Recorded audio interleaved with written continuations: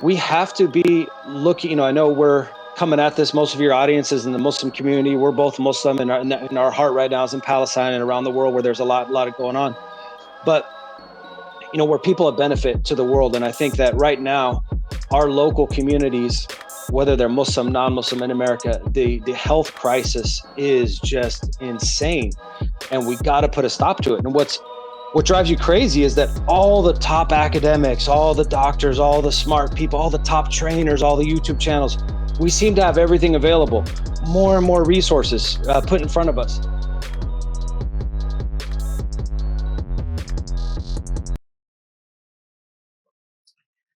Assalamu alaikum, and welcome to another episode of Sultans and Sneakers. I'm your host, Maheen the podcaster. On this episode, I welcome back a previous guest and a good friend of mine, Yusuf Clack, from the great state of California, or the not so great state, depending on how you want to look at it. But Yusuf is ride or die. Yeah, sorry, was that? Yeah, well, I'll just say quick, wa alaikum assalam, Maheen. So good to be here. Yeah, man, it's always a pleasure. Always enjoy our lively discussions on WhatsApp and engagements on social media. So I was just sharing with Yusuf that I might come out to the Bay maybe in the next year or so. We'll connect in first person for the first time. But someone who I've obviously I've known about you for a long time, of course. Someone who, especially within the Muslim space for health and fitness. And even generally speaking, going back to your days running the ClackFit gym when it was in the Bay Area. So, Yusuf, the reason I wanted to have you on today is that you made a post on LinkedIn. I would say about a little over a month ago, talking about how the reasons your friends, people in your network are struggling to lose body fat, even though we might have apps. We'll watch a YouTube video. We'll buy programs, but you talk about a lot of the barriers that still occur that people aren't necessarily dealing with. So yeah, I just wanted to get your thoughts on that. Yeah, absolutely. It's an amazing situation that we find ourselves in because the average adult is still gaining 1 to 2 pounds per year, or 1 to 2 pounds per year. And so that, as a trainer, that drives us crazy when, a client invests money, you're putting in, for me, and I know a lot of trainers are like this, when somebody invests money, you're really buying a part of our mind share in our heart. It's just we really do want that client to succeed. And obviously you can't be codependent. You need to be, lay down guidelines. You want to install good practices and so forth. But the ones that kill you the most are the ones where, the person's disciplined, they have the best of intentions, and they actually start off strong, but life just happens. And these are people that are busy with families, they have career, or they have, at our age, we have to deal with aging parents, right? People might have to travel overseas. You have a lot of the jobs in the Silicon Valley, they don't stop at 6 p.m., right? You're going to have to get home, quickly get dinner, log on to Zoom calls. That's a very common story, right? So people are, logging on at 9 p.m., doing their Zoom calls. They might have to get up, early. So it is just the mismatch between the daily realities of the Silicon Valley professional, or really any modern professional, living that Zoom meeting life and, living that on-demand life, and the realities of their work demands. But I would say there's other issues we'll get into related to identity and just different things pulling at you. And then the mismatch between that and then the solutions that are marketed to us, whether that be from within the fitness industry or within the public health sectors. I just, after having think about this problem and seen a lot of success stories and a lot of, we'd call maybe minor failures or straight out failures, and then a little bit of both, right? What's very common is somebody will buckle down, right? They'll get the discipline, they'll do it, they'll get the results that they want, but they're not able to, as life goes on, 1 year turns to 5, turns to 10. What worked for them 10 years ago, they might be in a spot of life where they're just not ready to do that, or maybe they can do it for a few months of the year, but they're not going to be able to maintain that level, or even anything close to that, or have some sort of rigid structured program for the full year. Interesting. So you mentioned the remote worker almost as because some folks would think, oh, the remote worker is going to have.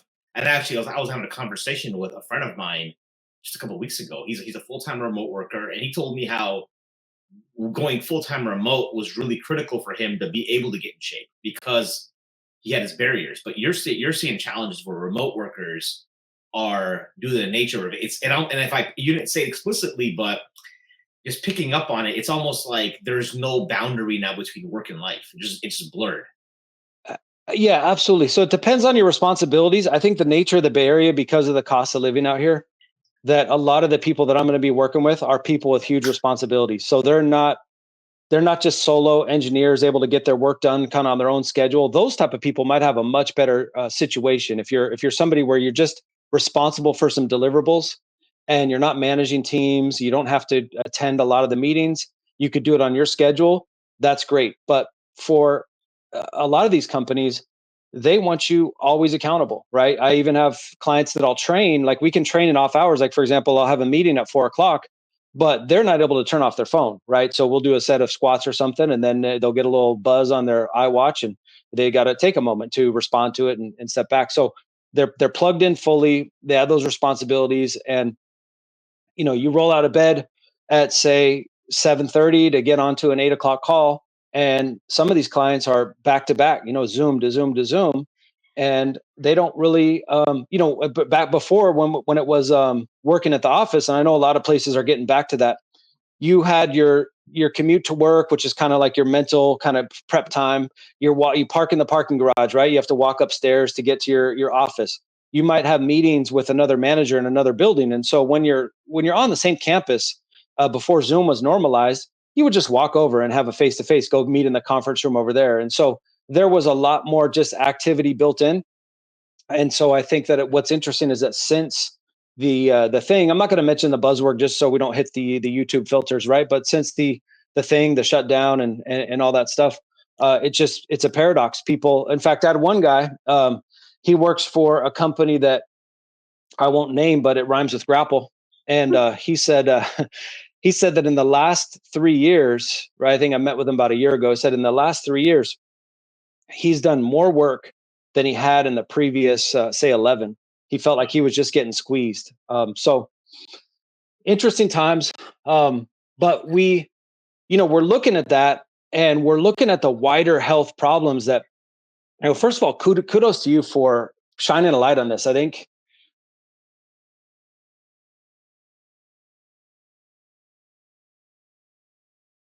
we have to be looking, I know we're coming at this, most of your audiences in the Muslim community. We're both Muslim, and our heart right now is in Palestine and around the world where there's a lot of going on. But we're people of benefit to the world. And I think that right now, our local communities, whether they're Muslim, non-Muslim in America, the health crisis is just insane. And we got to put a stop to it. And what drives you crazy is that all the top academics, all the doctors, all the smart people, all the top trainers, all the YouTube channels, we seem to have everything available, more and more resources put in front of us, more and more scary stats. So that everyone's like, oh gosh, this is a crisis. We better, it's kind of like the homeless problem, like these problems that just keep getting marketed to us like, okay, finally this one tax is finally going to do it, or this one program, or now we have this cool professor at Stanford that really understands all the research, and he's going to break it down for us. Um, or you find Huberman's Instagram reels, and you start going through that, and you're like, oh man, I found the perfect hacks, right? It's becoming a meme at this point, and there's some funny comedians out there, but I just want to throw some stats out there to frame this. And so we just see these are hard stats, so it's not just Yusuf kind of going like, oh, it's not that big a deal. So um, you see different stats quoted, but you'll find out there if you just Google what's the estimate of adults that are obese in the US, and 42% is a number that comes up on a lot of these sites. And some of them say from like 2022, some of them quote from 2018. So if it's still going up, we got to imagine that we're somewhere around there. So, 42% of adults are obese. Now that's not including the overweight. So we're going to get to that, but actually obese, which is a BMI over 30. And then we're looking at, of those 42%. And these aren't like bodybuilders, right? So let's say somebody like at Chris Bumstead. Yeah. So like a bodybuilder will have a high BMI, right? We'll talk about body fat percentage. Of course, if somebody's lifting weights, then they can kind of like don't have to worry about their BMI. But just the general population, that BMI shouldn't be going up like it is, right? Because we know that that's mostly from high Yeah. body fat percentage. Fair You're right. enough. For the Fair for somebody who's on gear and lifting 2 hours a day, obviously they're going to have they're not going to be. We'll take them out of this. So instead of 42%, let's call it 41.677%. There you Sure, go. sure. Yes, All fair. right. I'm just kidding. So and then a quarter of those, or nearly a quarter, so 9 point something percent of those. Sorry, excuse me. It's 9.7% of the population, nearly a quarter of that data set, the 42%, are morbidly obese. So we're talking BMI over 40. That's usually about 100 pounds or more over your body weight. And we're going to look at why that's so critical. Now, so if the 42% are obese or morbidly obese, we got an additional 31% that are overweight. So we're looking, approaching, who knows, we might be there by now, but we're pushing on 75% of US adults that are having a weight issue of some sort. And this is a catastrophe. On top of that, which never gets mentioned in the same breath, and in my work, that's one of the benefits of just being a practical, hands-on bro, right? Just a guy who thinks about things without a bias, without a super specific academic background, just kind of looking at, hey, how do we help these people? And also as a parent, right? Looking at my kids, looking at their friends. I'm because of my job, I'm able to be real active in their life, talk to them about their friends at high school and what's going on, what are the trends. And so we're looking at a mental health crisis as well. So an estimated 49.5% of adolescents that are age 13 to 18 had a mental, what do they call it? It's like a light mental health disorder, right? So not necessarily one that's severe, but there's a percentage that are severe, and I don't have that off the top of my in my notes, but that's just a huge, almost 50% of that age group are reporting some sort of mental health disorder. We're not talking about just a sad day. We're talking about to the level where it reaches some sort of disorder. 1 in 4 of people as of 2022, and this is just all people, adults and kids, a quarter, 25% are on some sort of mental health related prescription. And I mean, that's just insane to me. If we think about it, that has been spiking so much. And if we start to think about how these institutions are cozy, right? We look at the donations of Pfizer to universities, right? They gave 3 million in a grant to Stanford. They have, I think, a wing at Colombia. They have a huge operation with Colombia. They donate, of course, a lot of money to Israel. So these kind of like institutions, these government institutions, which are supposed to be solving our problems, they're also profiting off them. And that's something we really got to look at. It reminds me of the Upton Sinclair quote. I have it here. Let me just see if I can pull it up.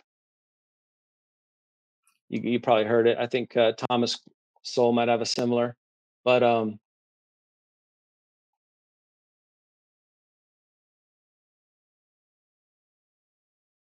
right, so Upton Sinclair.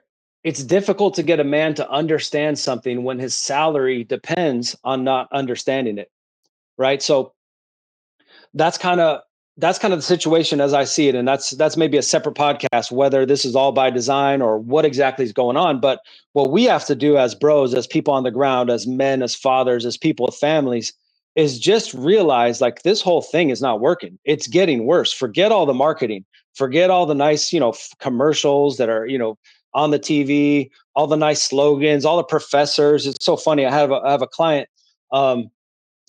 Obviously keep him confidential. Hopefully he won't get mad at me sharing this, but I think he would know it's for a good cause.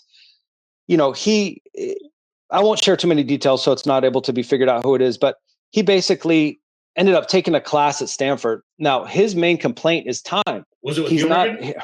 What's that? Was it with He Huberman? didn't know. He didn't take it with Huberman. There was some. Yeah, there were some top physiologists, right? He's just a top guy at Stanford, Sure. and this guy really struggles with all sorts of joint pain. He's an older gentleman. He kind of had kids late. He's really got some health problems. He's worried that he's not going to be able to have his daughter be able to see her get married. And so it's real serious for him. And so we're just trying to get him to do something every day. Obviously, when we meet, we go hard, but I want him to be doing something every day. And his eyes lit up and he shared with me that he took this class. And I'm like, well, wait a second. You told me that, day in and day out, his main issue is time. He's got a job that just um, if in his words, it kind of just owns him, right? So by the time he gets home, he's got to deal with family, and then it's back ready for the job. So it's a really demanding job. claims to have zero time, and yet somehow he found a way to get to that class and took a whole semester and did his assignments and so forth. And that's an interesting. I think that's a metaphor or emblematic of the situation we find ourselves in. We're suffering. Our health is getting worse, and we're just signing up for more Stanford classes, right? Meanwhile, our knees just need to go for a walk. Like our knees are. I want to say arm. I'm kind of generalizing, but a lot of clients that I work with, their joints are degrading, right? And it's like a simple walk would basically get them at least going in the right direction.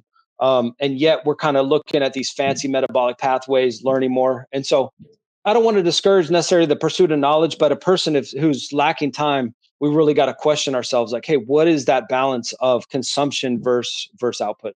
Yeah, that's a really good point, man. Because I think that's a trap. Especially, I'm assuming this gentleman's probably a high performer at his job too, right?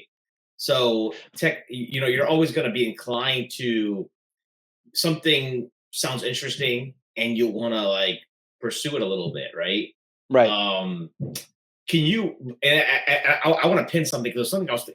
Can you just generally walk me through the day to day of some of your like an avatar of one of your clients, just so the listeners and the viewers can get an idea of how Yep. busy these guys really are, and include weekends too if it factors in. Because I know some jobs will require you to be working on the weekends. Right. The clients over here, it's typically they're of different types, right? So I don't have all just bosses that are just like killing it, right? So I'd say at the higher level, it's not like they have a formal amount of hours they're supposed to put in. They just have deliverables, and it's kind of never stops. It's always nagging at you. It's not like you have to put in a time or be available. I mean, other than certain meetings, but they've got to be a high performer. Otherwise, their job is at risk. And the way they are, obviously, they care about their work. They want to be at the top. So that just takes a lot of time.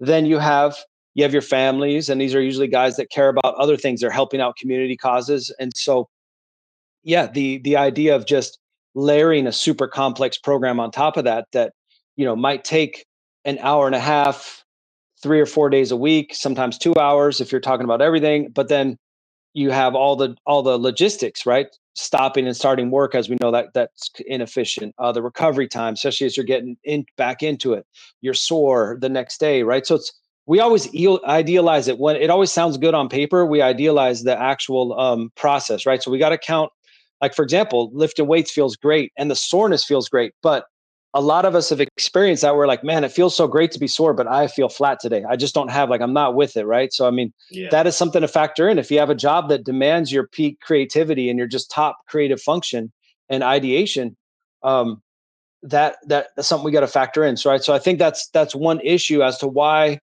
a lot of professionals will eventually let a serious exercise commitment go, because as much as they love doing it, they just realize, like, hey, my bread is buttered through my career, and I really need to have my fresh energy. I can't afford to just be walking in like you know the Tin Man, just kind of all sore and stiff, and you know um, it also makes you tired, right? And that's fine. A lot of my clients will take a nap afternoon or whatever time they're kind of, because their hours are so late and early. Yeah. You can sneak in a nap, but these are all factors, right? You're lifting hard, exercising hard does have a recovery demand, and as we get older, and that kind of gets into supplementation and sleep and things like that. But we've all felt that we don't recover as well as we did, say, in our 20s. Yeah, I think that's an example. It's a good example because I know that, like, for example, if I want to get a leg day in, leg day for most folks, that's why is it always a trope that people don't skip leg day? Because Right. it's the most demanding, right? Right. Um, And it's the one you'll skip if you're not really like pointing toward it, and if you're just trying to just go coast by, that's the one you're going to skip. I think the reason I avoid skipping it is because if you skip it too much and you go back to it, the DOMS is crazy, like the Yeah. delayed onset missile syndrome. So Yeah. I noticed as well that I try to do my leg days. It's going to be on the weekend, especially it's because I might want to just sleep after, and especially if you work out in the evening on a weeknight, like you might sleep really well, but then you're not going to get it. You'll be tired as hell the next day at work.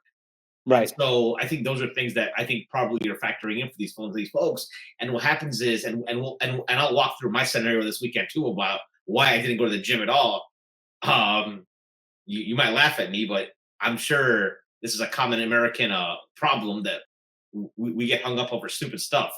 But anyways, No, but yeah, but as a result, because of that, then you're kind of just like you're like, yeah, you're right. I felt tired that day. I was in the meeting. I was groggy, and then you're like, it's optional. It becomes, it's not like a thing. And then right. sometimes you though speak to this a little bit.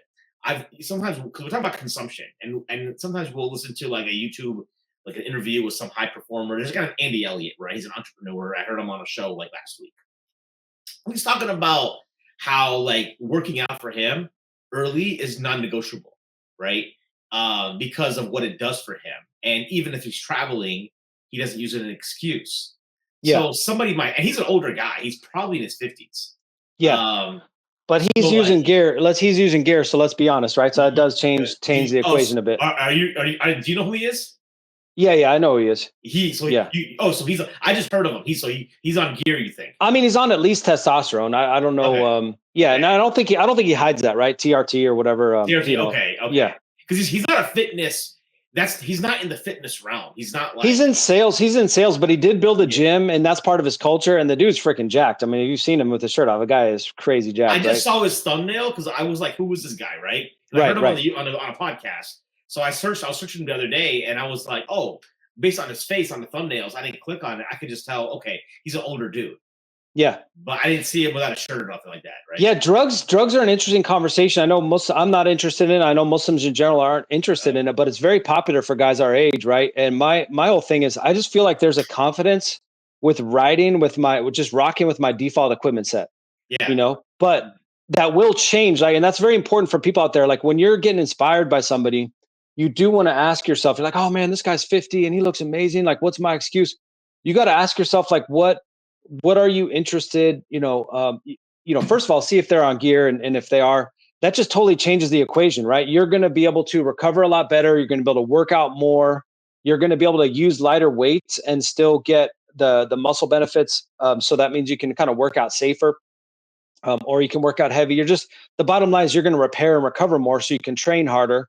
And, it is a game changer. But I look at it like, I just love the idea that I'm dependent on my Lord, and I'm just so grateful for everything I have, and I don't want to go, unless I have to, unless it's like a medical necessity or something like that. I really want to try to not veer outside of that and just Mhm. enjoy my default immune system, enjoy my default hormone profile, and try to avoid that the best I can, because there are potential risks. I haven't looked deep into it, but it makes sense to me that if you're growing tissue, what if you're growing other tissues that we would rather grow at a slower pace, right? So that's something I haven't looked into too carefully, but I would just feel terrible if I'm like, oh man, I want to get super jacked and I want to enjoy this benefit, and then I find out I have some health issue, and the doctor's like, yeah, it could have been related to the TRT.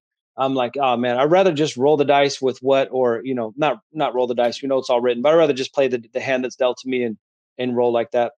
So what about a guy like? So I saw an IG reel the other day about like David Goggins. He was doing like tricep pull. You know David Goggins? Of course, man. Yeah, yeah. Legend, And, legend. and he was talking about like how people are getting on him. People are saying that he's on gear and this and that. He's like, listen, it's not about that for me because it's just me about like pushing myself mentally, not about like drugs.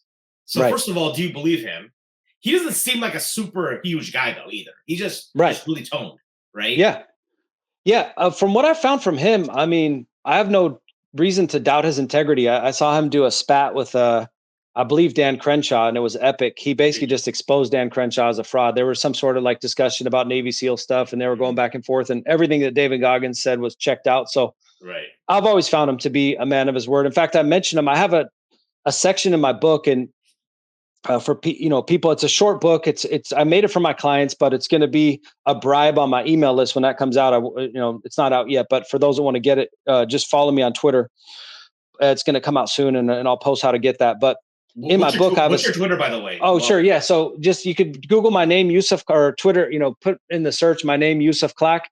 But the handle is Clackiavelli, okay. CLACKIAVELLI, Yeah. Yep. Clackiavelli. But yeah, so I have a section in there, and it says, "Who's right, Goggins or your doctor?" Right, and so I kind of discuss that approach because that is a common thing. Like a client will come in and I can actually visualize a guy who was just totally pumped up. He was an office dude, um, real good guy. He was actually a professional snowboarder before, so he knows what high performance is, and he's really motivated by these videos. But the reality is, he was living a very sedentary life. And so, he's coming in the gym and we've got a really well developed program, or, when we had ClackFit, we had a really well developed program for our market, right? It would push you as hard as we thought you could take, but it was designed to get you back frequently so we could get the best results for you. And everything was not compromising mobility for the sake of weight or bad form and so forth. So you would gradually, as we trusted you, we would push you harder and harder. But he was infrequent, a young guy, growing family and real busy. So he would show up infrequently. But when he came in, he's like, man, I just saw this video of a Navy SEAL. And he was just talking about how it's all heart and you just mind over matter and all that. And I think that stuff's important, right? We tend to discount like the spiritual, right? There is just, that's the human. We need that stuff, right? The human is much more than this material body. So we got to feed ourselves that, but then it has to be meshed with the practical reality. I would say it's almost a form of entitlement or ingratitude toward what you've been given by Allah, to just not do anything. You're pretty much in a very sedentary position now. In your mind, you're still, in high school, right? The years go by. That's another phenomenon we all felt, where it's like you're 18, you're 22, something, you wake up, you're 32, and then just the years just start passing.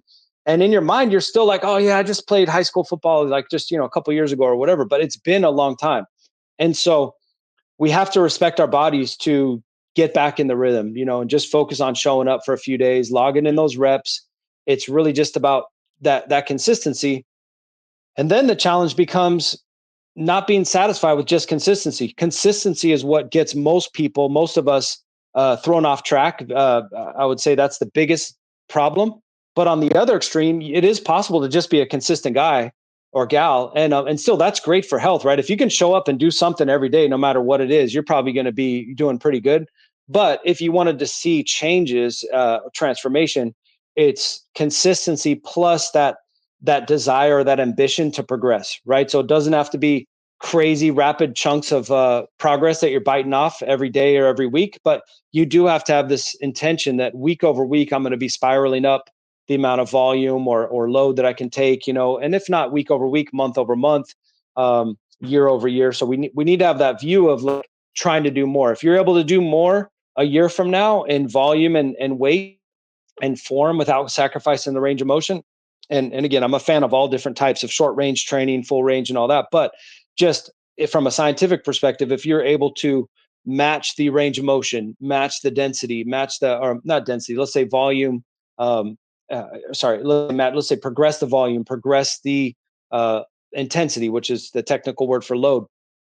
You're gonna look better, right? Provided you're not eating up the difference, right? So, and that's the other issue, is that we all want to believe that we can do it through exercise, and the reality is, for those of us that are busy, it's going to be more just steps and diet. And and I get more into the details in my book, but your lifting, that's the other thing. Your hardcore exercise can't come at the expense of your basics, because the majority of your low body fat is going to come from your steps, your nutrition, and then the lifting kind of just helps, blend it all together. So sometimes people will just get super excited about the lifting, and then they had such a glorious workout that they're still living off that four days later, having done nothing, right? Whereas from a body fat perspective, we need to be just, moving our bodies and doing something, at least a little something every day.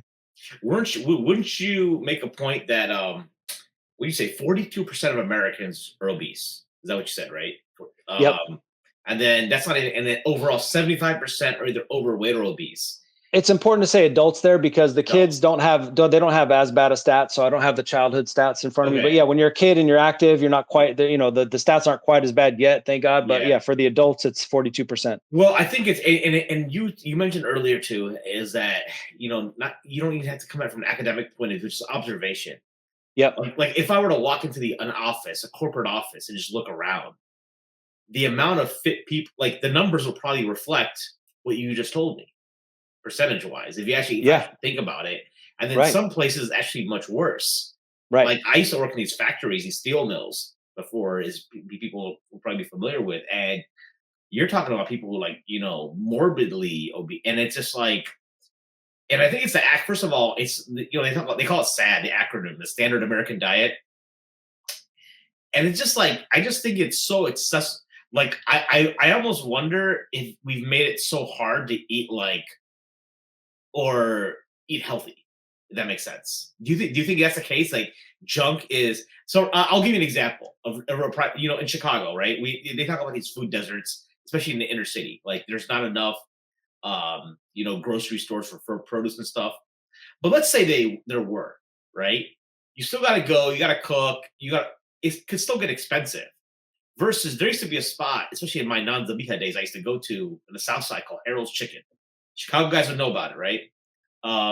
Freaking good, dude. It was like half. You could for $3.13, you would get half, like 2 legs, 2 thighs, coleslaw, bread, and fries, and hot sauce for $3.13. So when you make it that, and it'll fill you up. I mean, you might be completely useless after, but economically, it's so easy. You don't have to worry about cooking. Oh, I don't got to worry about cleaning up. People got every excuse to not like eat healthy, right? Because we almost facilitate it. And then now, if you have money, you can do these like Uber Eats style. I don't know. There's things you hear about. Uber Eats is a problem, bro. Yeah, that's a fitness. But Uber Eats, but also there's like the nutrition ones too. Like, oh, I can't remember them, but you'll hear these YouTubers talk about it, these health guys. But that stuff's probably like an arm and a leg, right? And then you probably eat it, and you're like still starving. I'm just guessing. So well, that comes back to feminism, man. We need your wife in the home cooking, right? You can't really replace a healthy family. If both people are working and stressed, you have to order out, right? And you probably have the money at that point to go and order healthy food, but at that point you're both so tired.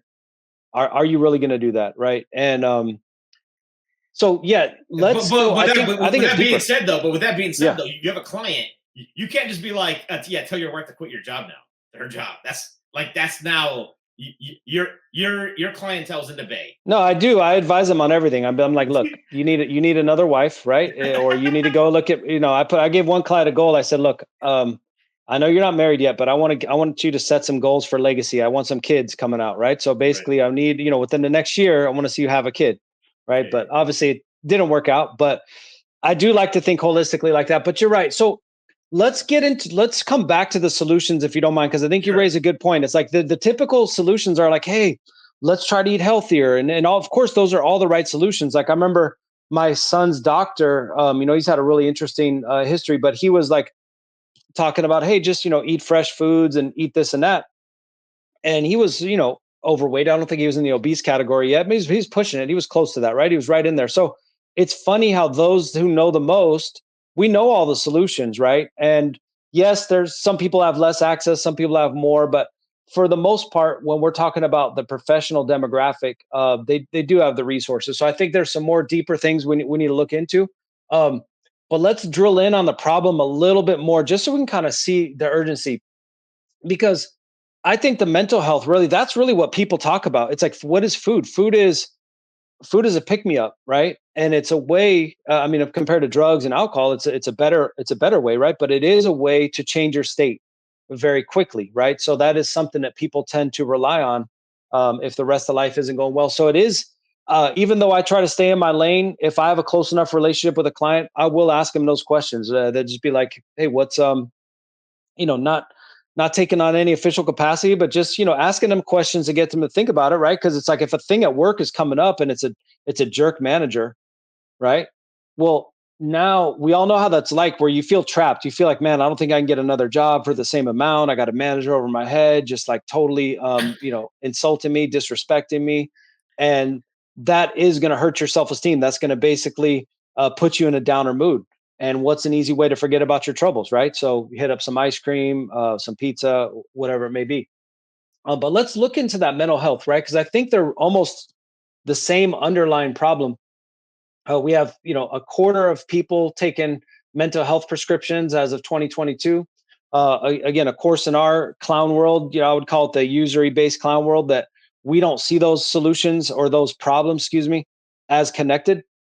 But I think obesity and the mental health crisis are really connected. So I mean, think about if you're a kid and you have obese parents, wouldn't that dampen your mood on the future? Like, especially if they're morbidly obese, right? So, what does that do for the outlook of your future? If mom and dad are both like just massive, that's got to bum you out a bit. And doesn't a kid want to be proud of his of his parents? I mean, all kids get a bit cringe by their parents, like, oh, dad, drop me off here, don't go right up to the school. But it's even more so. It's like at a certain point you're going to want to, you go to soccer practice and one of the kids' dads is coaching the team and he's fit and all the kids like him and he's really well respected and basically, and then here's your dad and he's 300 pounds. It really it affects the kid's psyche. And I think that's just common sense. We don't have to have a psychiatric Yeah, no, it degree makes sense background, for right? sure. Yep. And then on top of that, as adults, we want to feel good about what we see in the mirror, right? So as we're getting more and more obese, right? It's one thing to just be a little bit overweight, but as we're starting to really just get to that level of obese or on the high end of overweight, it's just a bummer to look in the mirror, right? So instead of you're starting your day feeling good when you're getting dressed, feeling energized or feeling confident when you walk in a room, you've got a little bit of that, man, I need to lose some weight, right? And that self-deprecating humor, and we all know that kind of phenotype. But let's look at, just so we can set the urgency for our because I think that's one of the best things that we can do for people is remind each other, like, what is the cost that is happening, right? Because we've all got a bunch of pressing problems and we tend to um, run away from pain harder than we run toward reward, right? So let's really dig into what this is costing us to try to motivate some of your listeners to think about what's being said here and make some real changes so that when they change their life, they can, right back into Maheen and be like, man, that one episode you guys did, that really just, clicked for me. But so the high body fat percentage, it, it affects your sex drive, right? So it tanks, as men, the higher your body fat, it starts to tank your testosterone. Um, and let's face it, having low sex drive is a bummer, right? So that starts to hurt your confidence and it affects your just zeal and zest for life in general. So Without yeah, necessarily getting to TMI, but like what, like when people talk about that, is that the ability of, like, for example, not being able to get it up, or is it an issue of like hardness? Is it an issue of like premature ejaculation? yeah. All the above. Yeah, so I even though I do get personal with my clients, I don't go in that area. I'm just Yeah. speaking from my own experience, and Okay. you think we could all feel this, right? You could, and it's from the research, right? So it's backed by research, but I could feel it myself because I've always been a guy like food. I've always been a guy that's creative, and my mind is so curious, right? So I'm not. I kind of developed this philosophy in my whole program for people that don't necessarily want to resign to a fit life. They have other interests because I feel like that's me. Yeah. I just don't like who I am when I'm not fit or fit-ish, right? I Yeah. just it might I and so the way that I like food and the way that I have other interests, and the relaxed, chill guy that I am, man, I can get really out of hand if I don't have some clear standards in place, right? So, um, but I can tell you that when my body fat goes up, right, so it fluctuates. You can tell, right? And then you get a little bit leaner. Obviously, there's a point where if you get too lean, all of a sudden it starts to dip back the other way. Yeah. I don't. I've If you lose a lot of weight fast, you'll notice that, right? Because really, what that means is you're just in severe calorie deprivation. You'll notice that your sex drive goes down because you're kind of in that survival mode. Yeah. But if you're say 20 pounds overweight and you drop 10, 15 pounds of fat and add a little bit of muscle within a reasonable time frame, right? 6 months or so, or even over the course of a year, you're just going to notice that, like, the way you feel having dropped that fat and recomposition, right? Lowering your body fat percentage from, say, like 25% down to like 19% or 18%, that is going to be just a huge difference. And so I can only imagine for those that are just 40%, or 40 BMI, I can only imagine, right? It might be non-existent. And you can make an inference, right? Because your sex traits reverse when men are high in body fat, they start to take on more feminine traits, and when women are high in body fat, they start to take on more masculine traits, right? So with the men, you'll find their voices are a little bit higher pitched. You will just find they're less bold. So you can almost tell when their libido's tanking, you can almost see it on them, right? So you don't even have to talk about it. You can just tell, like, okay, we got to get your body fat back in line. And then on the female side, right? So they'll have more facial hair, they'll have more body hair in general in places that normally a female's not known to have hair. They'll have a lower voice, and just it increases their androgen, their muscles, excuse me. So their adrenal glands will increase their androgens, and which is the associated with masculine traits. So for men, it's the opposite. If we lower our body fat, we're more more receptor, our androgen receptors are more sensitive. So um, now another cool thing about being lower body fat is that you lower your risk. You're less susceptible to disease in general, or we could frame it like this: being high body fat, you're susceptible to all types of disease. People already know about diabetes and heart disease, but just in general, you could pretty much Google any disease and they correlate it with that, right? And so the severity of, say, a respiratory illness, if you have a higher body fat percentage versus a lower, so you got a little bit of muscle and you got to, not overweight. You don't even have to be like super stereotypically fit, but you just got a decent amount of muscle, not really that overweight. You're walking, you're getting your steps in, you're relatively active. You're going to be able to, if you get a respiratory virus, odds are you're not going to be hit real hard with it. But if you are, you're going to be way less likely to be hit with that cytokine storm, which is, the thing that we can't mention. What was killing people was not the actual thing or having that in your blood. That wasn't what was the issue. The issue was for those that got into the really bad pneumonia, their lungs, the cytokine storm just overwhelmed them, right? So the fluid, they couldn't clear it. So muscle tissue, a lot of people don't know this, but muscle tissue releases anti-inflammatory cytokines. And that is really an underrated benefit. We don't hear our public health department talk about that. We hear a lot of fear mongering around flu season and making sure you're up to date and whatnot, but we don't hear public health officials being like, hey, if you could add a couple pounds of muscle tissue, that would really help, while maintaining your fat or lowering it, that would really help the inflammatory environment in your body and give you the ability to most likely avoid, even if you got severe disease. I want to be careful of the terms again, but you know what I mean. You're most likely not going to be one of those ones that's overwhelmed with your lungs filled up. And so to me, it's criminal that we're not talking about that. We got flu season coming up. So people can use that as extra motivation, right? I know even before the thing hit, we would hear that in the mosques, like somebody would get severe flu and be hospitalized. And so it's not as if like um, the thing in 2020 was the first that we heard of these sort of hospitalizations, right? People from 2015 or even before, we've had some serious flu stuff going on. So whatever the next thing is, right, whether it fits that exact profile of what we had in 2020, there's probably more down the line. I think one of the best general things that you can do, and this bears it out in my network, right? You can call it bro science, but the trainers and the so-called fit bros and not even super fit, but they just in general, like, did fine, right? They didn't have an issue. So I would just encourage people to really increase their body fat or lower their body fat percentage from that standpoint. Yeah, I didn't know. I didn't know that. I did obviously recognize that, like, generally speaking, people who are fit just didn't have colds that lingered forever. Right. You know what I'm saying? Versus people who aren't. Like for me, it was like and I've always. It seems to be more recently. I don't know if it's age or whatnot. Just I've struggled with it. Like I don't get really severe colds. I'll say that. But yeah, when I get them, they linger for like weeks at a time.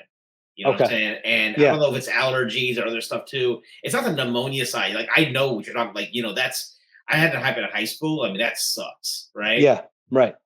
But in general, and again, it's anecdotal, but like I think what you're saying, it there is seems to be some like again, without looking at academics, just observing, who's sick versus who isn't.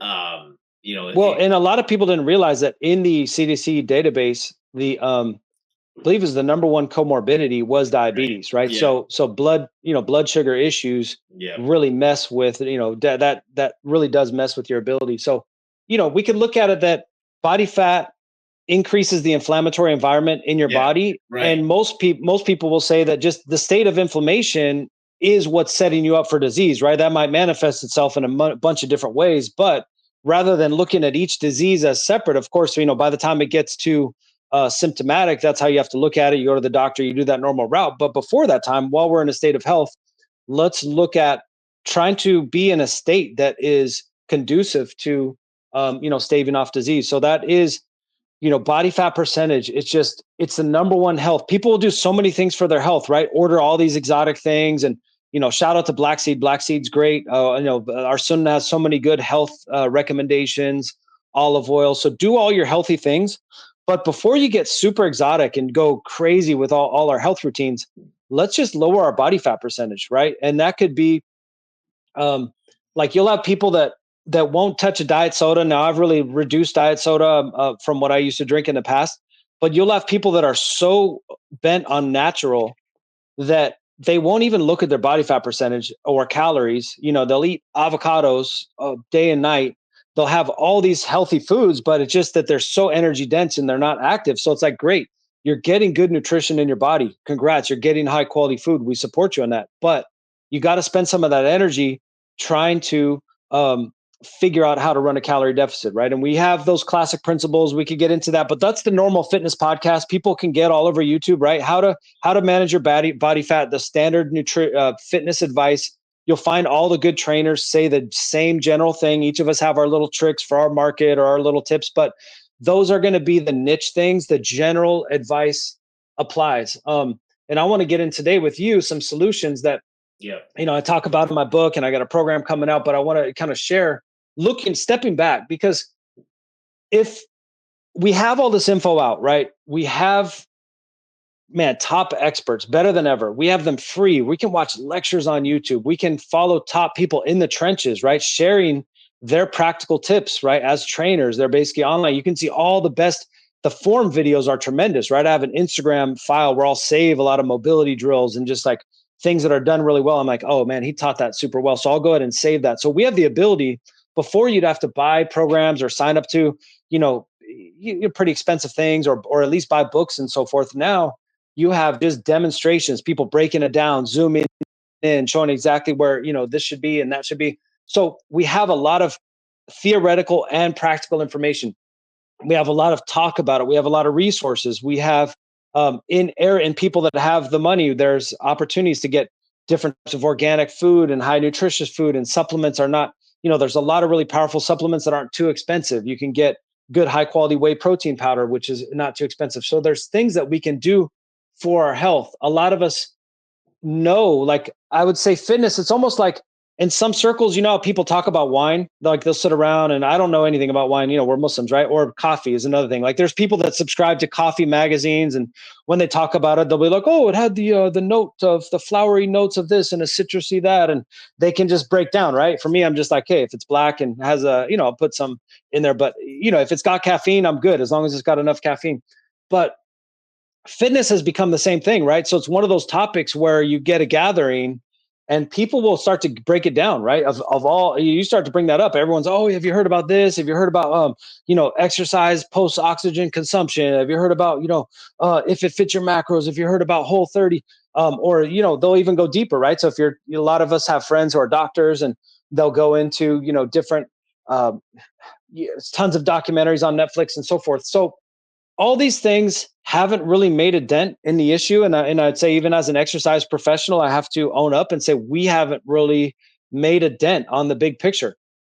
And we got to care about that, right? These are fellow Americans. We got to turn that around. This is the environment. So it affects us all, right? So basically, if the environment is sick, how are we going to raise healthy kids? How are we going to raise healthy families within a sick environment? And I think physical health and mental health, they dovetail, right? So it's a real hazard. I think that we need to step back. I would say there's a mismatch between our daily reality and the solutions that are marketed to us. And I'm wondering if we kind of covered the LinkedIn post, but it's short. Do you want to pull that up or read it real quick? Yeah. So sure. So this is what you posted this like I said, a little over a month ago. So I'll go ahead and read verbatim. Most of my friends and networks struggling to get fit have downloaded apps, bought programs, and follow YouTubers who know their stuff. But there's a disconnect between the reality of the fit pro and the daily life of the modern adult. It's not that he strictly doesn't have the time, it's the space in his head, white space on his calendar, guilt pulling at him from his wife, family, and other areas of life he feels he should be advancing in. helping urgent causes. Not to mention the rotating aches and pains are unpredictable. Hard to get into a rhythm in a detailed program when you have to keep adjusting it. Something in our brains wants to either do it or not. Once you customize the plan too much, you feel like you're no longer being loyal to it, and the what's the point voice eventually wins out with all the advancements in science. No one has yet to put together something for him, the guy I just described. My first course ever aims to do just that, monkeying around with editing and hosting. Prayers requested. Yeah, man. Um, so I think that with the situation we find ourselves in is that we kind of know what to do, or at least in an idealized version, right? We all have that phase, or many of us have that phase in our life where everything was clicking fitness wise, nutrition wise. So we kind of harken back to that. We're like, hey, if I just get back on my grind, that's a phrase that I hear over and over, right? Oh, I'm off my grind. I need to get back on my grind, right? So that's kind of a slogan. But I would argue that as the time goes on, we kind of have to let go. We have to move beyond. We got to transcend this kind of on my game, off my game. We really can't afford that because sedentarism, I'm calling it hyper sedentarism. That's a term I coined in my book. It's a new level of sedentary, right? And it's degrading our joints. So by us taking days, weeks, months off, we're starting to get little aches and pains. So we're taking ourselves out of eligibility, and our minds were like, oh, I'm going to go back and get on my grind. I'm going to go do this, program. I'm going to sign up for this class. But we're little by little taking us out of eligibility to be able to do those things that we once did because we're so sedentary. So, there's that quote, and I've seen different derivations of it, but it's something like, you don't rise to your goals, you fall to your standards, or fall to your systems or your habits or whatever it might be. So I think Islam is something we can swipe from and look at the solution, right? I really think that the solution to all this, much of society is stuck on the tactical level. And so they're talking about, hey, this is your percentage of protein, this is the reps and sets, and so forth. And I just think that realistically, there's only so many of us that want to live that fit life that want, and I still think there's a lot of merit in that. And maybe for me, I'm thinking of it like seasonally, I want to live that fit life, right? So maybe once a year for a few months, I want to try to buckle down and really get some gains and really kind of push myself and have one of the, when you're doing a proper program, you kind of get the butterflies before you're doing you go into the gym, you're just like, it's like, I'll be sitting in my car for like 10 minutes procrastinating and be like, oh man, because I just know I want to hit certain numbers or what have you. Right. But that level of stress is just not something. It's really rewarding when you do it. It feels so good, right? You hit your numbers and all that. And so I encourage people to do that. What I'm arguing is that if that's our only dial, we need a dial, not like an on off. If that's our only switch where it's like, oh, when I'm on my grind, I do that. When I'm off my grind, I do nothing.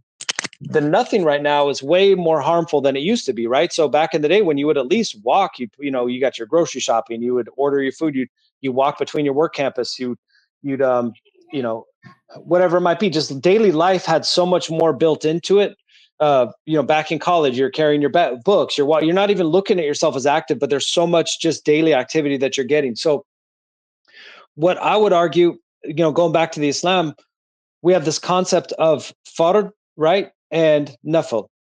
So the fard is the minimum. There's no like pat you on the back, like, oh, you're an amazing Muslim because you did the obligations. Those are the obligations that just allow you to call yourself a Muslim. Right. If you're falling short of that, you're hoping you're still a Muslim, but you really can't be like have high, on the day of judgment, you don't know where you're going to stand. But if at least if you're sticking to the obligations and you're doing those as dutifully as you can, and they're not too hard, they're really for those listening that are might be non-Muslims, they're really you can get the hang of it really easy. They don't take too much time. They're a real blessing in your life, but they are the obligations that are non-negotiables. That's a term you use, and I love that term.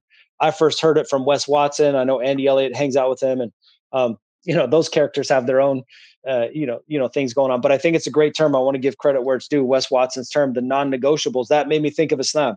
There's just certain fodder that we don't make a big deal about, right? I think that's another thing is, I'll be like, hey, did you get what happened? How was the activity yesterday? They're like, oh yeah, well, I ended up having to go to whatever, such and such thing, the hospital. And I ended up taking the stairs, right? And I walked down to my car. And you're just like, dude, if that's the thing you're giving yourself credit for, I mean, come on, we got a long way to go. We're just like any excuse to be active. We're giving ourselves credit and calling that a workout. So what I'm trying to say is that we need to move to a bare minimum standard. I argue for a 300 reps a day model. You could switch the reps. You can do it different ways. And those can be very easy reps. Again, I break down what I mean by that, because 300 solid reps every day is going to be non-doable. But what I mean by that is some days it's going to feel more like a workout. Other days it's going to be more mobility, some quick reps, some little, rhythmic bounces that let your knees go forward. Really good for your knees, things for your feet, so that you have a daily number that you hit. That's been a game changer for me. I would say over this past, since October 7th, and just seeing the carnage, it's really thrown me out of my game, and just made me. I've been really reflective, right? Been going down some rabbit holes, learning a lot. It's changed all of us. I think we're all changed for life from this last year. It's just been insane to watch on so many levels. So I'd say it's taken me out of my game. I'm not anywhere near where I was, I would say, fitness wise, maybe a year ago. I had more muscle. I was leaner. I was doing much better. But I'm real proud to say that in a time, that's the whole point, is that when things aren't going perfectly, or let's say you catch other interests, or life happens, or you have just a pursuit that you want to do, you want to buckle down and write that book, you want to do something, it's just going to take crazy focus. And you just can't afford to be on your proper, uh, ideal program that you might have already done in the past. So what we need instead is a shift to our minimums, Mhm. right? So like in the Muslim example, we have our 5 daily prayers, and sometimes you get those all at the masjid. Sometimes you might go a little bit longer. You might be practicing a new surah. Other times you might just be like praying them at home, reading the short surahs. It really doesn't take time at all, but you're like, I got my minimum in. I'm trying to do something else. And that's not how we're supposed to do it. But that minimum just keeps us safe from going any further than that, right? So Sure, that's what it's sure. like, we could be in the laziest, lowest state of iman, but we know just to be a Muslim, I gotta do that minimum, right? And But so, you gotta be careful yeah, that you're not lingering in that minimum too long either.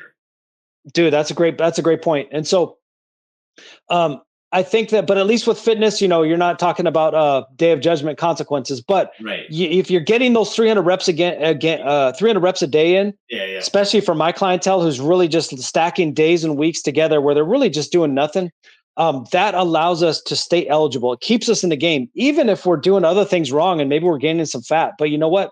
Your joints are feeling good, because I can't tell you how many clients I've had where they're like, oh, I can't do an upper body today. It's like, why? I think I slept wrong. And it's like, really what it is they're in front of the computer, they're not doing anything. Their neck gets stiff, their shoulder gets stiff. And so because of a lack, really our joints need food, they need nourishment. So we talk a lot about our other types of food and trying to be healthy. Really underrated is just reps for the joints, right? When people want to work out, they want to do something glamorous. They want to do something that really pumps the muscle, makes them stronger, gets their heart rate going crazy. But Right. what's missing is just what the analogy I like to give is like a farmer. A farmer doesn't have a workout program. They just get up in the morning, they, plow the field, they go in the tractor, you do this, you dig a ditch. So you're doing certain things, and we could have that same equivalent with a fitness, right? I could have a gripper on my desk, and I'm not getting to the gym, but I'm getting a gripper thing, right? I'm doing some calf raises at home. I might have a kettlebell by my door, and I say, I'll do 10 swings every time I walk downstairs. And I'm doing a little notch. And so by the end of the day, I've got those 300 reps. Now, is that sufficient if I just did it always the bare minimum? No, but it keeps you in the game. And I would argue it's kind of like, in Islam, we also have that concept that if you pray, um, if you're committing a major sin, and you're praying, you're basically going to give up on one, right? Either you're going to just leave Islam and get overtaken by the sin, or the prayer is eventually going to overcome you, right? It might not be sincere prayers at first. It might be just going through the motions, and it might be mechanical, but eventually you're showing up, you're making wudu, you're showing up for Fajr, you're waking up. Eventually you're just showing up to the thing. You're like, I'm already here. I might as well get out of it what I came for. And I find the same with exercise. If we can just get ourselves to be accountable, yeah, for walking, I tell people, get on a phone call your mom, call your friend, do your office thing, walk as slow as you want, be on Facebook. I don't care. Check your Twitter, read Twitter the whole time, read internet drama, but walk, right? You could be just walking, and that's way better. Now, after a while, if you get out on the trail day after day, what I found personally, and I'd love to hear other people's feedback, if you will commit to walking, a healthy body, especially if you're doing your joint stuff where your knees are feeling good, your ankles are feeling good, if you'll commit to walking, you'll find yourself just running impromptu. Now, people might think I'm crazy, but I'll just be like, especially if I'm upset or I'm angry, I just saw some footage I didn't want to see.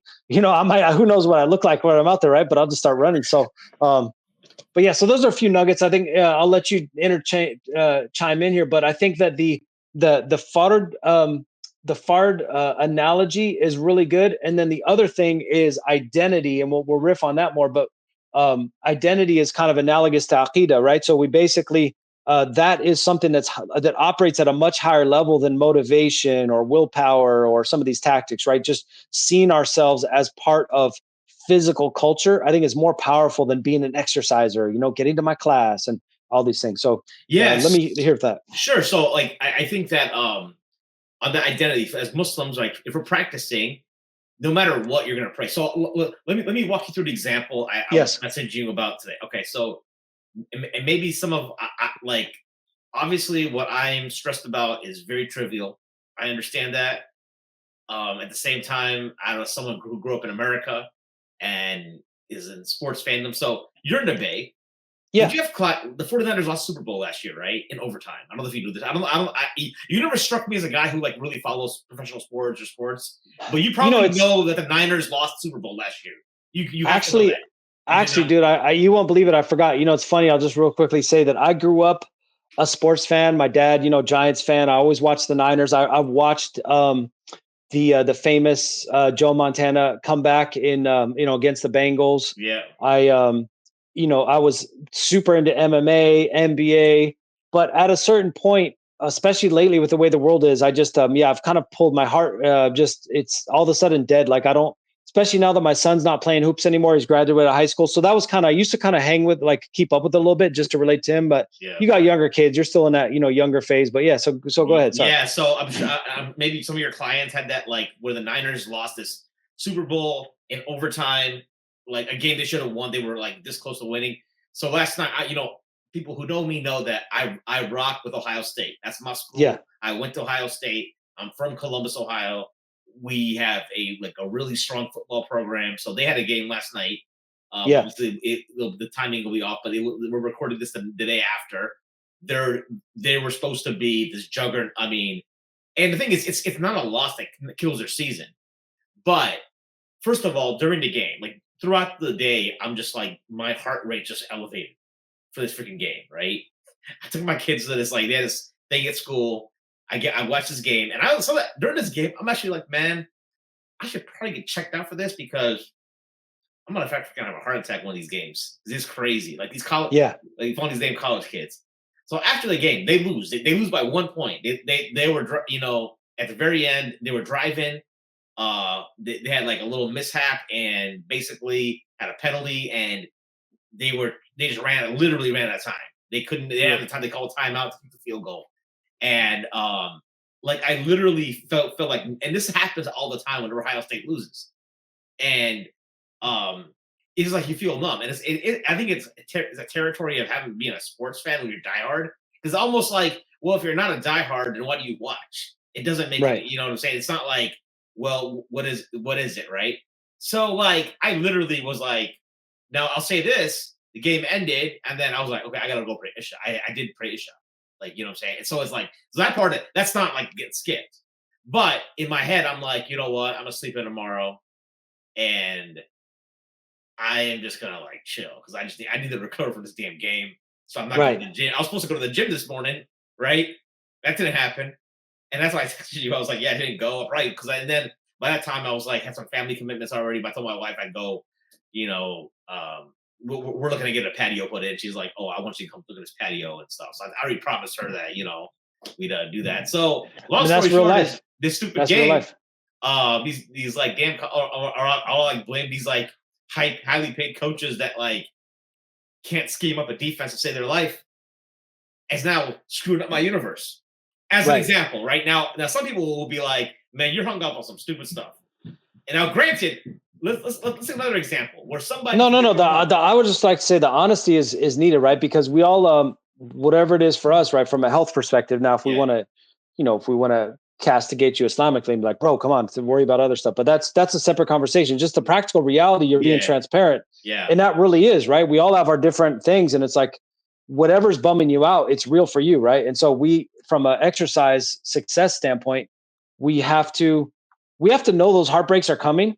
And so yeah, just like you didn't skip Salah, now my argument is okay, totally valid that you're not going to go to the gym and have a crazy hardcore workout, or maybe not. Maybe as you get more mature, you're able to, like, despite the heartbreak, just go and take it out in the gym, right? A lot of people are at that level. But what I'm trying to say is, before we even get to that, we have a bare minimum non-negotiable where you're like, okay, I'm not getting to the gym. I feel like crap, but I do have a number I'm accountable. That's how my 300 works. And it's like, Okay. I can get it done on the days where I just, everything got out of hand. I can get it done in like 3 minutes, and it's very easy. So it's more symbolic, and I think that symbols are underrated, right? In our secular society, we tend to just think very, very factual, very science, very evidence based, but really, the symbols and our self esteem, our self image, that's really what's driving us. So if I can check a box and be like, boom, another day on the streak that's unbroken, that just over time it snowballs. It starts to develop, and now we're talking about identity. That's where they kind of fit together, because over time I just start to see myself as somebody who's involved in physical culture, Yeah. right? For me, somebody, I think gym culture has its own pros and cons. A lot of people, for right or wrong, aren't going to identify with that. I would say, they have valid reasons that certain parts of gym culture are just, they're not going to be compatible with a lot of guys that are, have a lot of responsibilities, have their family. They're not going to find themselves, that part of their identity. But physical culture, game on. We have a whole history of, wrestlers, and especially you're talking about, like, Persia, or India, the sort of exercises that they do, just being strong and being capable.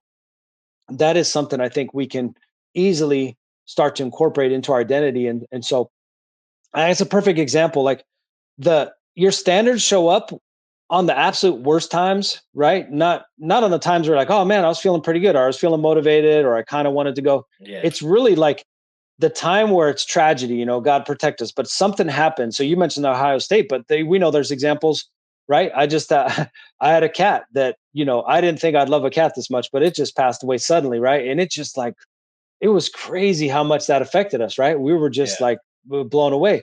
And yet it's just like, there's certain things where it's just the cost of waking up. There's that hadith, which is that, upon every day there's a charity due on the son of Adam, for every joint, right? Yeah. It's a rough paraphrase, right? So that's not the exact phrase, but there's a charity due. And I know that's meant more on the worship side, right? So every joint that we have that's working, we're supposed to be appreciative for that. But I think that, we could also take within that every joint should be expressed, right? When we're doing our bro workouts, we tend to look at the muscles that have the biggest visual impact, but Mm. the body's a system. So on those days that you don't want to go hit back hard or legs hard or something like that, there still are, our feet usually in modern life are all a mess. So you can always just invest in the feet. You can invest in hand strength. You can invest in mobility. Upper back tends to get tight. That's a big one for me. So you got wall slides. You've got, you could get a foam roll, and you can do, on your back, you can do pullovers, like light, and really just making that upper back crack, right? So keeping the upper spine flexible. Mhm. That's key for your pressing. That's key for just keeping yourself pain free. So on the days that you can't get to the gym and you're having those heartbreak days, that's where you really want to say, okay, I can't get to the gym, or I'm not going to get to the gym. I don't feel like it, but what can I do that's productive, that still pushes me forward and checks that box Mm. and reinforces my identity, right? In the same way where a Muslim would never think of missing his 5 daily prayers. They might vary in quality, but some days he's just checking the box. Like, oh man, I'm late for a Maghrib. I gotta go pray my Maghrib, right? Just rush over anywhere and do it. Versus other times he might be in a really good state, show up early, make a, really nice wudu, and have a really mindful state. So I think that we can really swipe from our religion, Yeah. from those two areas, right? The fodder framework, and then the identity. And then in my book, I flesh that out. I go into some movie characters. I really talk about the Silicon Valley identity. I think that it's a subversive thing that we don't really see coming over us, but it starts with the HR department. It starts with the heroes that are put in front of us, like the people that are like stars. We start to absorb some of those traits naturally. And so we want to be conscious of what are the identities that we're downloading. And we want to try to steer that so that who we are, how we see ourselves, aligns with that physical culture, aligns with those goals. So that it's just like the working out, or the doing something physical, that's a non-negotiable. That's just who I am. That's not really something, there's no drama about it. I don't need to pump myself up. That's just who I am. And that's really the powerful point. That's where now you layer diet strategies on top of that. it's very hard to push the plate away when you don't really see yourself. It's like, oh, what's the point? Yeah, I'd like to get fit, but that's not really how I see myself. Versus you start to see yourself as a masculine man. You see masculine men are lean. I identify with the protagonists in the movies, right? And so if I'm going to identify like that, I need to look more like that than the supervillain, right? Both have physiognomy. A supervillain has a certain physiognomy. A hero has a certain physiognomy. And so I think these are ways that we can talk to ourselves. Um, and obviously, it's not just a one-time thing. It's something that, eh, and that's kind of dovetails in the walk. That's another plug for walking. Is that when Yeah. you're talking about intense exercise, which I'm a fan of, right? I did some kettlebell swings the other day. Really got my heart rate up. It felt great, right? So I recommend that. But most people try to do that without doing the boring stuff. The walking is where, first of all, it has no recovery demand or very little, depends how long you walk. Mm. Um, it actually helps your recovery. It helps digestion. It's probably going to help your hunger signals. Ironically, even though you're walking and you're not eating, when you're just sitting in front of the computer feeling stressed, you're probably going to feel a lot more hungry than if you can get out and walk. But it's also that time where you can reflect on your vision, where you're trying to go, who you're trying to be, what parts of your identity maybe have overtaken you through your work environment, through modern society, through all the images we get, right? TV is constantly making the men look like idiots, right? The women are like these badasses, like, hey, what needs to be done? Coming in with a gun and just like, hey, you over there, there's like running the show, right? So we just watch the movie. We just want the entertainment, but we're not breaking down what this is doing to our psyche, right? Mm. The old days of the John Wayne hero, just by basically getting it all done, that's going away. So we need to take time to ourselves and kind of go back to that. We so to hit on a lot of points, man. I kind of weaved and dovetailed in different places, but I think that I want to end on or toward the end, and definitely if you have more questions, but let's just talk about how good this is, right? So you just think about anyone listening, just think about a year from now. You commit to this, right? You're not looking at some immature, like, hey, I'm going to get, in 6 weeks, I'm going to get super jacked, or even 90 days, right? If you have responsibilities, you have a family, you have work, this is a day in and day out, right? And even if we don't hit our year goal, what are you going to look like in 5 years, 10 years? Most fitness professionals, even like physique professionals that I follow, I'm not interested in, getting on stage, but I like following those guys because they have to put their money where their mouth is. They can't afford to have just theories. They're actually, showing up on stage and being judged. So what they talk about is it takes about 10 years to build the physique that you want, right? And so we have to start today and just, but a year can do a lot. You can have a totally different vitality, a totally different energy level, feel just a different person, start acting in more of a bold way, start, demanding more respect, maybe taking even a different career path, having different relationship dynamics, more fun, right? More respect from your kids. So much can change, and I know you've felt that in your life because I've seen your transformation. I've had a couple, I've had a transformation when I first got into fitness, and I've had a couple mini ones since then. And it's always just so rewarding. Like life, the color, everything's just more fidelity. The textures in life more rich. Things are just more enjoyable. So the men, you're going to become more masculine. The women, you're going to feel more feminine, more in your nature, and that's just really what we want. Society might be trying to sell women on the idea of being a boss girl and all that stuff, but let's face it, I've worked with a lot of women in the past. I have a daughter, I have a wife. I know how you guys are. You're more happy when you are able to just resign to your feminine nature, as long as you have a man you can trust that has your back and is going to take care of his end of it. And so through fitness, through restricting our diet, right? There is what to eat and changing our diet, but there's also just good old dealing with hunger, right? Nobody talks about that. Losing body fat is artful starvation. You're making the body feed on itself. So, we can kind of do tricks to not feel as hungry. We can have more fruits with water in it. We can have more water. We can do different things. But at the end of the day, trying to tell yourself that you shouldn't be hungry for most of us is gonna backfire. You are gonna have to deal with some hunger. You might play with some fasting, but I just want to encourage you that how much things can change a year from now if you'll just basically say, you know what, I'm not going to be perfect. I'm willing to be imperfect. I'm going to show up every day. I'm going to do my reps, whatever they may be. I know everyone listening, you've got some experience with exercise, whether it's downward dog. Just do what you know. Stop trying to learn more stuff. Do what you know, and the path unfolds before you as you go, right? Um, And so just want to entice you guys to do that. What's more important? And on top of that, you're an example, right? I can't tell you, there's a lot of people that'll tell me like a year or two later, be like, I never messaged you, but doing what you do or seeing you change, right? Because people that know me from way back before I even got into this, man, I was a big man. I had a pear shaped body, right? So people that saw that I did it and I stuck with it, they're like, man, that really impacted me. And so I'll have people come up to me and be like, I changed because of what I saw you did. And so for those listening, think of not just you changing your life, think of the impact that you're having. We're all leaders, we're all shepherds to some extent. And so when you do it, your kid knows that they can do it, right? Your neighbors, your colleagues, right? So we got to turn this around. The stats are just scary. That is all bad. Don't, even if you're blessed to be fit, don't think that you're not responsible for your neighbors, right? We got to turn this around. And I think all the answers that are being given to us are really incomplete and kind of hiding the real stuff that needs to be done. I'm going to have a newsletter that's basically just, it should be some of my best work. It's going to be free. I'm going to be obviously selling something on there every day at the bottom, but the newsletter by itself is going to be my best work. I'm going to be putting out fresh content every day on that. No AI.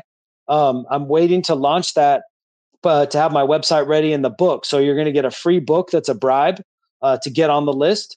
And then I have a course that's not too expensive. That's going to be where I'm teaching frameworks instead of programs. So that way you don't have to put a lot of thought into your fitness. When you want to sign up for programs in between throughout the year, few months, few weeks, great. But frameworks are what's going to keep us going, so that like in the last minute, I don't know what to do. I've just got this framework that's already in my head. It's like, boom, I'm going to hit some rows, hit some Romanians, do it at home with dumbbells, hit some high reps, hit some partials, some bands, get that thing done in 10, 15 minutes. Boom. And it's 10, 15 minutes of some good dumbbell work is so much better than just skipping, right? And you know how it is. You skip the day one day, right? So I'd love to hear your experience, but like, what's been I've seen you on Instagram and you've had some real impressive stuff that I think in terms of consistency, I love your freaking Zercher squats, and I've just seen you transform physically. I've seen actually your attitude change.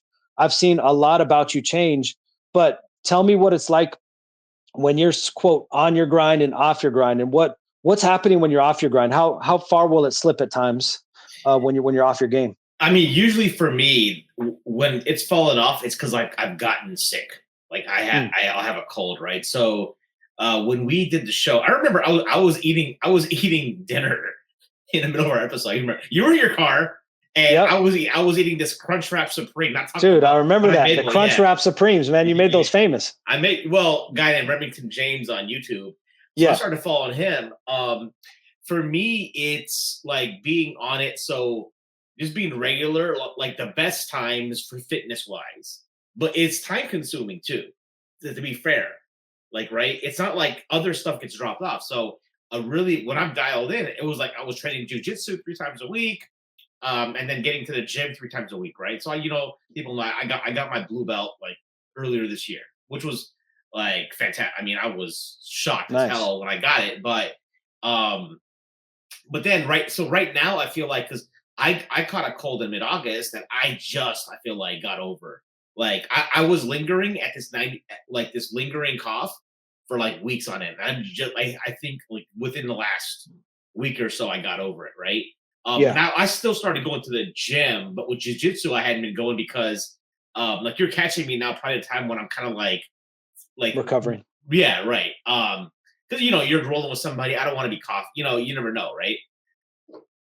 So I got to get back to that. I think right now what I am, so I don't know that I feel like super dialed in, but when I do feel dialed in, it's getting up early and not like, and I don't have a remote job, right? I drive into work, and I think that's been a new challenge for me since June. I work for the same company. So the pros are that the job I have now is much more fulfilling. So it gives you that spirit. There's that the energy comes to the role. But I also drive in like an hour, right? And it's an hour and change in the evening. So I try to get my gym workout in before I go to work. That's always been for me the best, because if I wake up at 5 in the morning, I take pre-workout. I look forward to it because it gives me that caffeine. I don't need to take more coffee after that. I'll go to the gym. And then and during the week, it's pretty straightforward because I'll do the same thing for breakfast. And usually when I like food, a certain meal, I'll just keep repeating that. right? So like, and I try to be very like, um, honest about what I eat. Like people will message me. My brother messaged me the other day on Telegram and was like, "Hey man, how did you get like so jacked?" I'm like, "Dude, I'm not jacked. Like I'm like, but maybe it's just relative, right? It's like, Right. okay, you're in better shape than you were, and I'm a For fat." our community of professionals, right? So and that's the other thing is like you don't have to get too much muscle or get too lean to really stand out in our community, so the Exactly. bar's pretty low. Especially if someone sees how I looked before, right? I was Right. having breakfast a few months ago. I was in Dallas having with an old friend of mine. We went for coffee, and he was like, "Dude, what happened to you?" And at the time, and I felt like I had lost gains, right? I was like, "You didn't see me, but he hadn't seen me in so long that it was still enough. So to me, I will be very real about how I eat, right? So in the morning, it'll be two things. If I'm in a real grind, I will grab one of those pre-made the protein shakes you can get from Costco, the Orgain ones. You've seen those 30 Yep. grams. I'll usually down like two of those. That's 60 grams of protein right there. And then I'll have a cold brew. I always do cold brew cans of coffee. Just because I can make coffee, but I'm in the morning. It's just like you get up, you make your kids lunch. Yeah, the time is valuable. So Right. you And then sort you go that to the out. gym. If I have an extra 20 minutes or so, I will make legit breakfast. And what that is I will take you get this Trader Joe's hash browns, like 120 calories per. Yeah. They're not super. It's carbohydrates, so it's not like. And Yeah. I just throw them right into the air fryer. I don't even oil the air fryer. I just throw it on, air fryer 10 minutes, 400, not 390 or whatever, 8 to 10, good to go. Break some eggs, some egg whites, throw it on top, maybe some avocado floating around. If it's there, that's it. And that's all, and I'll eat that. And then for lunch, I usually try to keep like a protein with the vegetable. So after I get off this call, it'll be really fast. I have salmon that's already like marinated. I'm just gonna throw it in the air fryer for like 12 minutes, and it'll be good. And I'll eat that half for tonight, half tomorrow for lunch. Um, Getting an What air about fry. what about when you're off?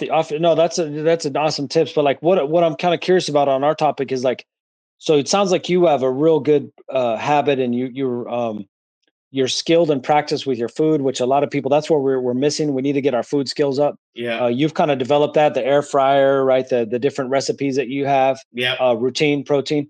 But and then I imagine when you're off your game, your nutrition probably stays similar. But like when you're off your fitness game, it's because you're sick. Any other reason, or just like a day or two? It'll be sick, but it'll also be like, for What about example, work deadlines, like big crazy work deadlines and stuff? um, not really. It doesn't. To be honest, it's. This sounds lame as hell, but like Ohio State was in a game will screw me up much worse than some issue at work. Yeah, You know what I'm saying? Because here's the thing, I'm I able understand. to channel my work stress into exercise Right. in a way. Or for example, let's say I will, because in my old office I used to have a gym there. So if I know it's tight at work, I'll just pack my gym stuff and go hit the gym after work on my way home. Yeah. Right. So it's because to me, the work stress feels like maybe because I feel like in control a little bit, whereas some stupid college kids playing a damn game doesn't like I have no control over that. Right. So I don't know if that's the thing. The other thing that will throw me off is if I'm not careful is that like the now I might hit the gym, but I do have a sweet tooth. So where I take the L sometimes is like, man, we have a thing. I don't know what you guys have in the Bay, but we in the Midwest we have something called Andy's frozen custard. It's Mm, banging. mm. Sometimes you'll just be like, man, it's been a minute. Yeah. So how I sometimes mitigate that, and I think a lot of that is like how mentally sharp you're feeling, right? If I'm feeling like lazy, like mentally lazy, I will give in and like literally drive up and get that thing, get the concrete, right? It's like custard with like melted chocolate chip peanut butter. But if I'm at home and I know I have like a sweet tooth inkling, that's when I'll go to like my diet root beer or diet cream soda. It's like 0 calories, and it Right. gives you and it does the job of what I was looking for, right? So for those listening, I mean, that is you've developed these skills over time. I don't want people to get discouraged, right? Yeah, It takes time. You've been in the game. right. I guess so you kind of fall in a little bit different category. I would say you're graduated past where a lot of people that I'm trying to help, although Yeah. I would argue that as you get older and life gets, it might add some more curveballs, may Allah protect you. I mean, But you might find yourself just unable to do, like, for whatever reason, jujitsu in the gym just might become less feasible. Right. And so that's kind of where I want people to have, if you understand the movements and the patterns, yeah. you can have some dumbbells at home. You can basically do holds of different body weight. You can do push-ups on your stairs. I say that just because push-ups on the floor, a lot of people get in trouble with shoulders. They think they can do them. And as they start doing them every day, they start to get, so I recommend starting out on the stairs, but again, depends on your level. The bottom line is there are things that we can do at home. And so, we tend to discount a 10-15 minute workout, right? That's just not Yeah. cool. But man, if you that's infinitely better than nothing. And from my demographic, from what I found here in the Silicon Valley, is that a lot of people that are doing nothing, it's not just like, oh man, I missed a day or two and now I'm back on it. It's one day turns to two. Then it's like, well, I might as well have a cookie, or what the heck, oh, I'm off my game. And so then 1 week turns to 2 weeks. And pretty soon that's 6 months of pretty inactive living and just not paying attention to Yeah. diet. And, when you're 20 or to late 20s or even early 30s, you can kind of abuse yourself for a little bit and then just kind of be like, all right, man, I got to get back on it. Right. So we all have that kind of story where we can actually get addicted to the rise and the fall. Uh-huh. But what I'm seeing is, you start to get past your 40s, your 50s, and now, got some clients, toward their 60s or even in their 60s. And we're hoping to have, uh we don't want to be dependent on the end. We want to go all the way through. So that's where we want to figure this out, to where we've got different options. If we're out of the gym flow, that we've got options at home that we just bang it out, right? And we've got that minimum 10-15 minute Yeah. workout that we know how to get it done. And then, once a week, usually on the weekend, we can all get away for that once a week. And really, you'd be surprised to maintain your muscle mass if you're watching your diet. You might not blow up this way if you're trying to get super jacked or something, but you'd be surprised how much one hard workout with some decent weights, doing that once a week and then mixing that with some other stuff at home, some bands and some walking, Yeah. that can do a lot. That can do a lot for the physique, right? So my main message I'd love to get out to people is, Yeah. we got to get off this all or nothing. You have to be okay with a pathetic effort and just be okay failing, but Yeah. show up every day, right? And just fail into the next day. And you'd be surprised if you have that attitude. You're going to be surprised. You come out of more workouts than you think, having something pretty good happen. And before you know it, you're like, oh man, I think I got some time this next 6 weeks. I want to buckle down into something serious. I want to start doing some jogs, some hardcore kettlebell And that swings, way you're not starting from like zero. dude. Yeah, that's the 100, thing. yeah. Because you haven't completely regressed where you're like, so to me, we can close on this. Yeah. You talk about being dialed in. So when I was super dialed in, if I wasn't hitting my workouts, I'd have anxiety. Yeah. So right now, the fact that like I skipped today, like it's not like I don't have that anxiety. It's like, all right, cool. Right. Like I know, so I'm traveling this week, right? I'll be going to Austin for work in a couple days, and Texas, and so I'm thinking like, okay, like I want to go to my gym, but not what you're saying is that like, okay, just because you're in Texas, I mean, there will probably be a gym in the hotel room. Right. There'll probably be in the hotel. Sorry, I could go for a walk. Like what if I could have done today earlier? How would I have meant like? And I'm thinking about this conversation. It's like, okay, Ohio State lost. What am I thinking? What was I gravitating towards content wise today? Post game analysis. That's all I do. Like I don't watch. I'm not into pregame stuff. I'm all. I'll give you a perfect thing. Yeah. I'll give you a perfect thing.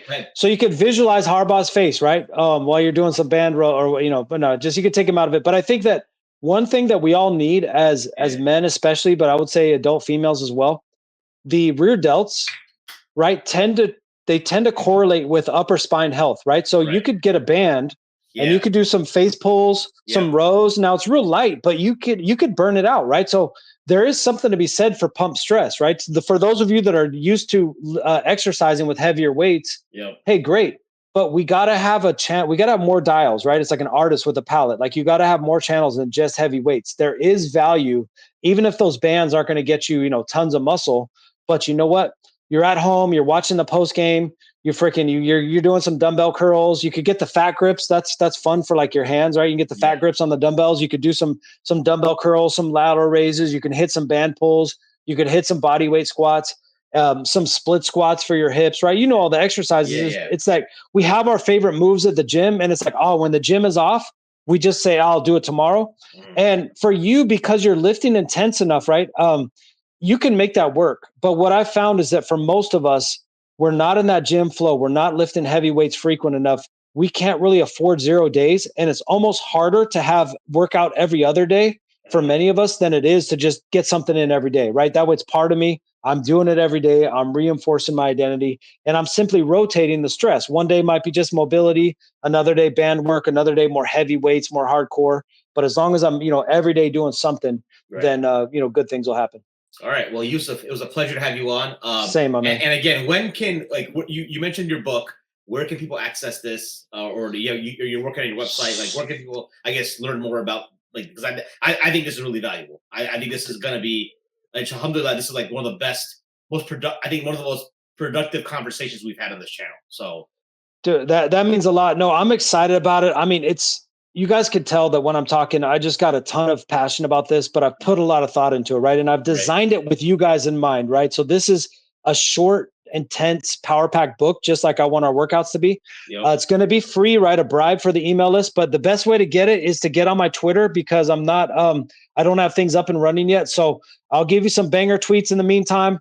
I do some trolling. So just, not all my tweets are going to be your cup of tea, but just hang on there, follow me and just check in, at least once a week. And we'll get that out soon to you guys. Sounds good.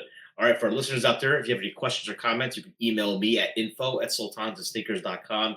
Make sure you follow Yusuf on Twitter in the meantime while he gets his website up and running. If you want to support the channel financially, you can do so by becoming a patron at patreon.com/Sultans and Sneakers. Or if you can't support it financially, let your friends and family know about the show. For my special guest, Yusuf Clack, I am your host, Maheen the podcaster. Signing off. Assalamu alaikum. Like so.